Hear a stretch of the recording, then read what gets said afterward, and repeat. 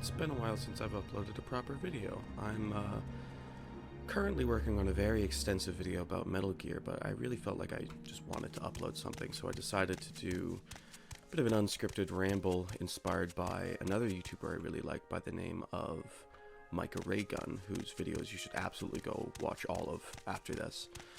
But I just wanted to talk about Morrowind because I've been playing a little bit of it recently. I started this new character the other day, Argonian Spear character. Your turn to talk, ours to listen.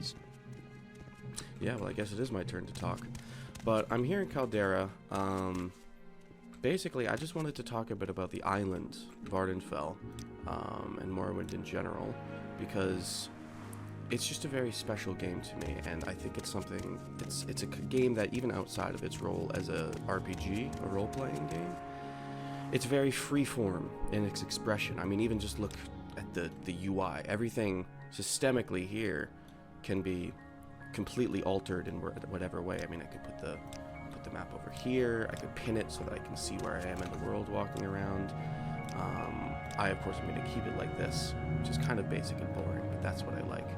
But it's always interesting to see longtime players or new players what they do with all of these boxes, because it feels like it kind of, it's like the same kick that astrology gets you, like or astronomy. I don't remember the difference. It's like you can kind of tell a little bit about every person by how they set up their windows, how they dress their character, all of these little things that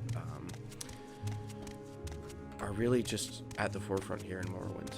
I mean, even something that I like to do is, and maybe this isn't something, I've never seen anyone else do this in a single player game before. I really only see people doing it in MMOs, but I like to just zoom the camera all the way out, or just play with perspective when I'm moving around. Got that nice sun blocked out by the fog. But I don't know. Morrowind is really the only game where I do things like this. It just feels very conducive to exploration of even the most minute systems. Looking around here because last time I walked through here I beat up a naked man, but I appear to have gotten rid of his corpse, so that's unfortunate.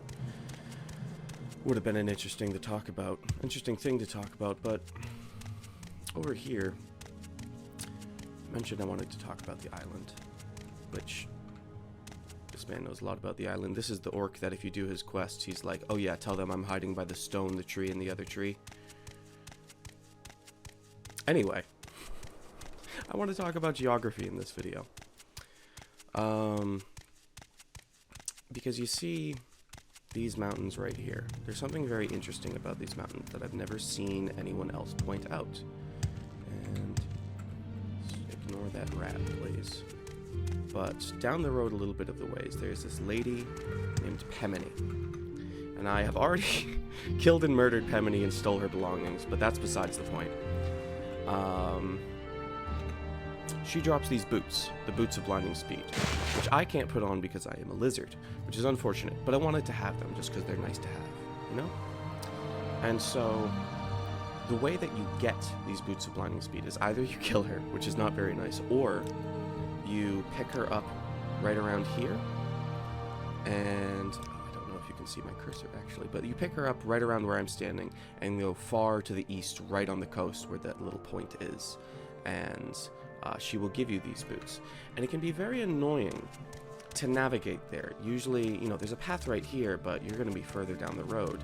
And so, a lot of the time, people try to do the classic Elder Scrolls maneuver, the Skyrim maneuver, where you hoof it straight up a mountain vertically. It can be very difficult. I'm being attacked by a rat.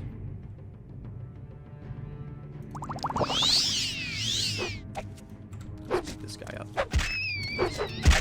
Terrible iron spear. Is there a second rat, or am I just seeing things?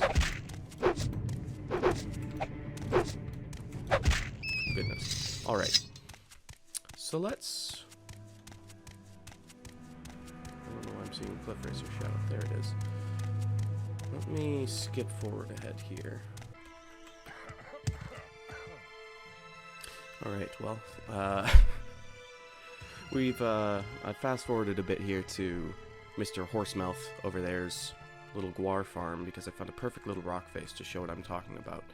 Because the texture mapping, I guess, for lack of a better term, on all of these big hills in Morrowind are very interesting. You'll see here, there's kind of this white stripe going down the middle here. And you might think, you know, this is pretty steep. If you've tried over there or over there like you did for the past few minutes off camera, it'll be really hard to just walk up and over the mountains.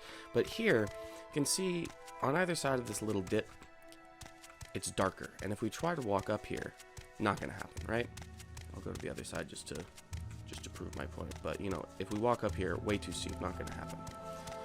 But luckily, this little lighter patch in the center is perfectly traversable. No big deal at all. And this is kind of a consistent rule throughout all of the topology of the island. I'll try to find, yeah, like right here is another example. This pale patch here is perfectly fine, but if I go up here, which maybe it looks a little bit steeper, it's hard to tell on its own. Can't walk up it, too steep. But over here is just fine. And so I find myself, not really, oh hello, there's a Kwama, but I find myself not struggling to climb over these mountains because it's not that I've memorized spots that are safe to walk up and over here. It's just that I know what to look for, I guess. I've played so much of this game that I can get this lay of the land. But what's even more interesting is on the other side here, you see how the rocks is kind of mossy now because we're in the swampland. We've crossed over into the I believe the West Gash. No, not the West Gash. The Bitter Coast region, which is this swampy region. And you'll see that the geography, even on the other side of the same hill, is very different. And a lot of the time, it's harder to tell where that brighter patch is in order to walk up the mountain, if at all, because it's just more perilous here. There's this interesting little pocket. Never seen that before.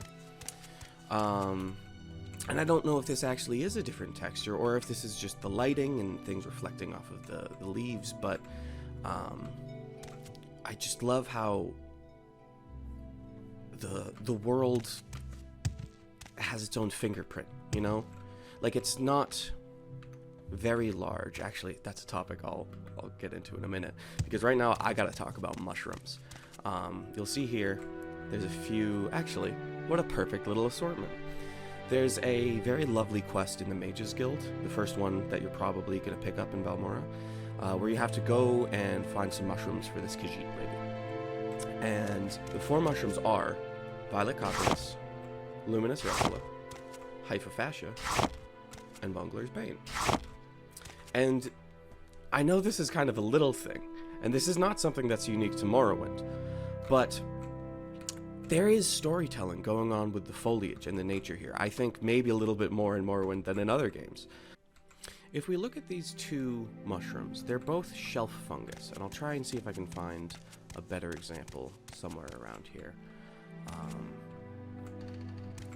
God, love that sunset.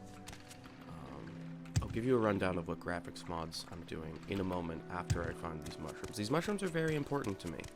I've grown very fond of these specific mushrooms because of how many times I've done this, oh, interesting. I've done this early quest line. And we can see, what in the world? Oh, I'm hearing a script somewhere.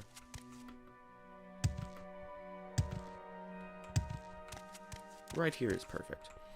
So we can see we've got these 4 bits of Hyphophasia, and mixed right in there is the Bungler's Bane, which looks very similar but has this more kind of jagged, rocky texture to it.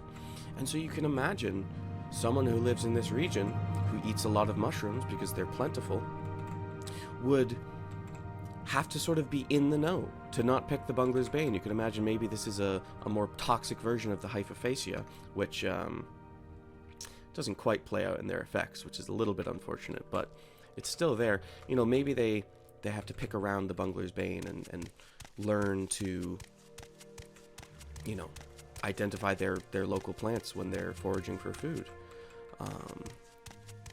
But there's even more levels of design here. Like, let's say we go to this water. We've got some Draggletails, and some Violet Copperness. And if we look at the effects of these, wherever the Draggletail went to, my goodness.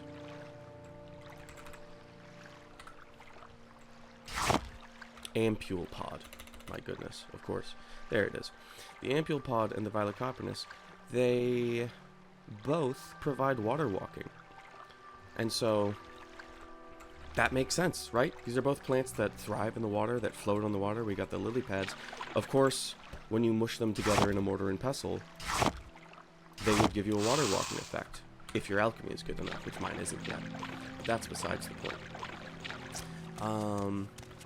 I suppose this is a perfect time to talk about what graphics mods I'm using, because they're very odd. I have a lot of mods on, but the game is basically vanilla. Most of them are graphical, just touching up textures and normal maps and fixing some models here and there. But I also, if I can remember what the button is. No, not that. Oops. Actually, that works just fine.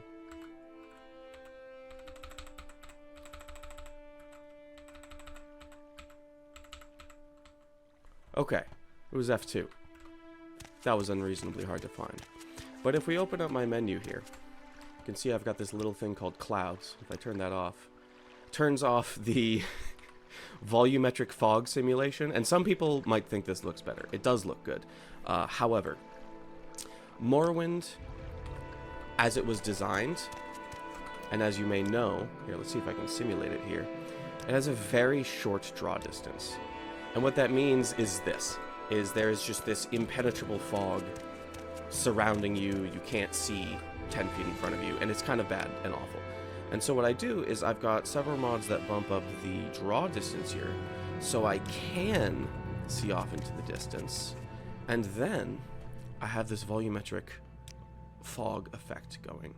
Here, let's increase the density a little more even. See? Yeah, it's very customizable, which I love. But the reason I've done this is because the world of Morrowind, this map of Vardenfell, ignoring the other continent, which is the most extensive mod I have from Tamriel Rebuilt, very good one, highly recommend it. But the actual map of Morrowind is quite small, and the short render distance is kind of just hiding that fact. Oh goodness, I'm removing you from this plane of existence while I talk about mods. But yes, the render distance is both so that this game could physically run on the original hardware Xbox, and also so that you would get a sort of boosted sense of traveling a long distance, because you couldn't see, oh, you know, Vivek is actually like 30 feet away from Ebonheart or whatever. And I just really like this effect. I think, look at this. I spent a lot of my time in Morrowind just kind of standing and watching sunsets, or just, you know, foggy evenings over cities. Because look at that. There's this slaughterfish swimming underwater. There's the reflection of the trees and foliage. I just really love it, because Morrowind, people always say Morrowind is very alien. It's got, you know, these swamps, these huge mushrooms, all these strange creatures. And that is true to a sense. Wow, I forgot about that mod also. Morrowind is very alien, but I also, you know, I grew up around marshes and flooded forests and stuff like that. And so, as much as that real life nature is, you know, a part of my childhood and a part of my life, Morrowind kind of is too, because it was a space where I could come to at the end of the day and reflect on, you know, why is this nature special to me? What kind of environments and life, plant life, animal life, rivers, whatever, are special to other people? It kind of, you know, by stepping into this incredibly alien environment, it really helps to just put yourself in perspective in the world, I think, even if this place isn't a real place in the world. This is the town I mentioned earlier that you have to escort the Boots of Blinding Speed lady to. It's very odd town. Any time now. Let's take a look in here, because I can't yet. I don't know if there's anything in this town, except for this building, which you have to go in and steal a special bowl from for the Imperial Temple. There's someone watching me. I can tell. That rat's in the bag.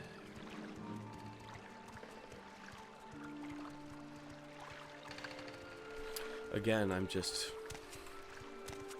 sitting here listening to the ambiance. What is this about? There's this sort of majesty at nature that I obviously have going on, but then you get into a town and suddenly every other person around you is paranoid and watching you, and they think you're watching them. What is this about? They're just, nobody likes you in Morrowind, and it creates this kind of drive for adventure, I think, because the land is hostile, but it's more accepting than the people. See if I can get a better view of these here. Oops, right.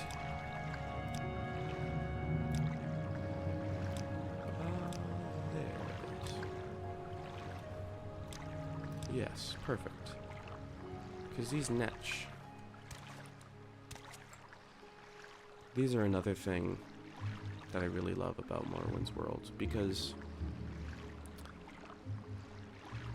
everything's very alien, everything's very strange, but sometimes the world building choices of the writers are actually very simple, because these are just cows. They're called netch, but that's a bull, that's a calf. They're kept as livestock, they're farmed for their leather, and the role that they play in society here on the island of Vardenfell is identical to the role that cows play in the real world. And so sometimes, you'll have these reality-altering gods making cities with boulders floating over them, and it's just, society as a whole is being rent apart from what we know it, but sometimes you just gotta have some cows. Even if they're a little weird looking, people are gonna take care of them. People are gonna always like cows and love their livestock, even in this world as strange as Morrowind. Let's wait until it's daytime here. Oh, hello. Oops. There it is. Now we're in business.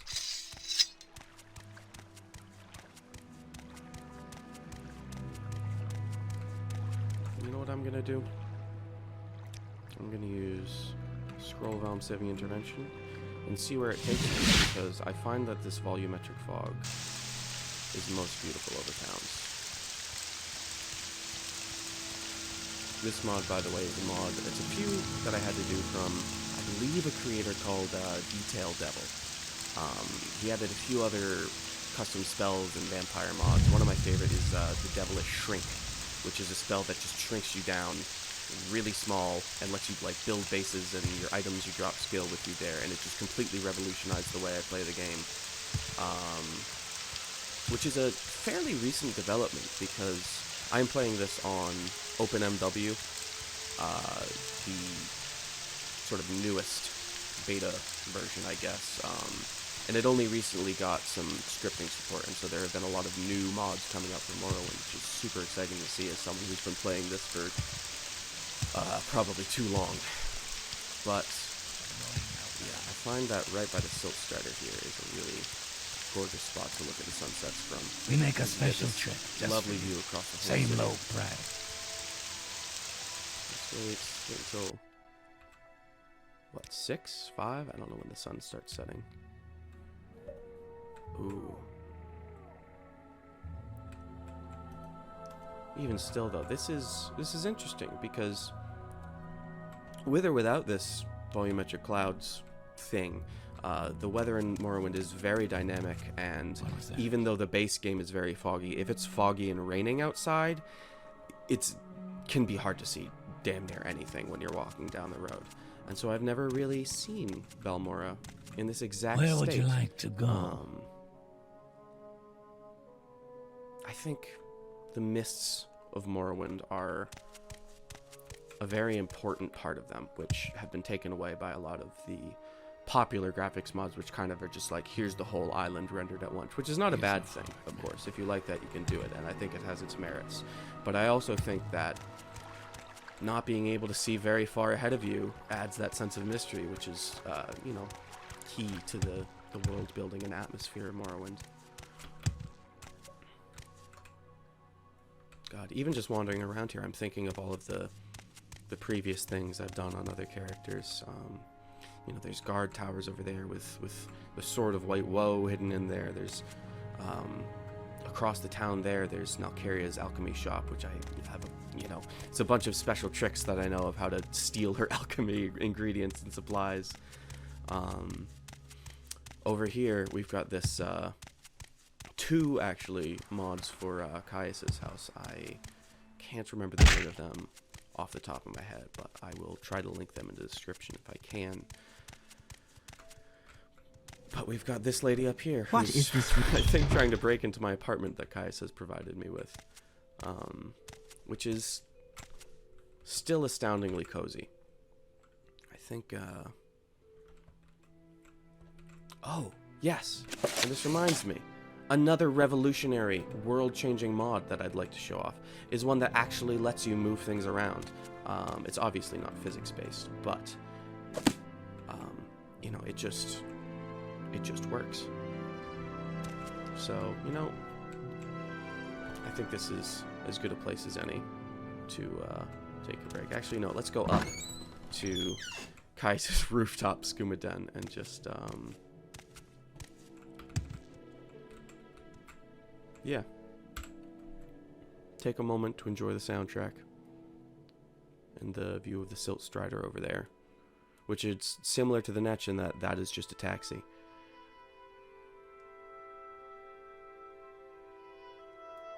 You know, I feel like it's very admirable how even the parts of their world that should be recognizable, they've taken an attempt to add some twist or aha moment to them, like with the Silt Striders, with the Netch, with, you know, 1,000 other things. This game is just very special, and I think there's so much value to be had just by walking around and taking in the world of this game. As there is with just walking around and taking in the nature of the real world. I think if you take anything from this video, it would be go outside. Go find a tree near you that's very special. Go, you know, see if you can look in the dirt and find any bugs, you know. Not even in a touch grass way, just in, if you go outside, if you do anything with intent to find beauty in it. You may speak. It's a lot easier to find joy in the mundane things if you're looking for it. So, yeah, I may edit this down a little bit because I had several long pauses, but I hope that this was enjoyable for someone, and have a nice day.